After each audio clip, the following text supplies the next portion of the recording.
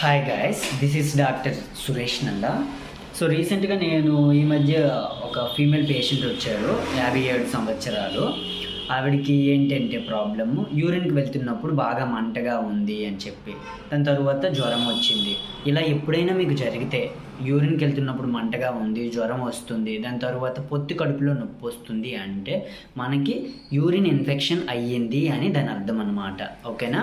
So మళ్ళీ చెప్తాను వినండి. ఏంటి అంటే, ఒకటి యూరిన్ పోస్తున్నప్పుడు మంటగా ఉండటం, రెండోది వచ్చేసి జ్వరం రావడం, మూడోది వచ్చేసి మనకి పొత్తి కడుపులో నొప్పి ఉండడం. ఈ 3 సిమ్టమ్స్ మీకు ఉన్నాయా లేదా ఒకసారి చెక్ చేసుకోండి గైస్. యూజువల్గా మనకి ఏంటంటే ఆడవాళ్ళల్లో చాలా తరచుగా చూస్తామన్నమాట ఈ యూరిన్ ఇన్ఫెక్షన్ అనేది. మగవాళ్ళల్లో వస్తే దాన్ని కాంప్లికేటెడ్ యూరినరీ ట్రాక్ట్ ఇన్ఫెక్షన్ అంటాం. With any complication like diabetes, hyper tension ఏమైనా ఉంటే కాంప్లికేటెడ్ అంటాం. లేదు అంటే సింపుల్ అంటాం. సింపుల్. ఓకే.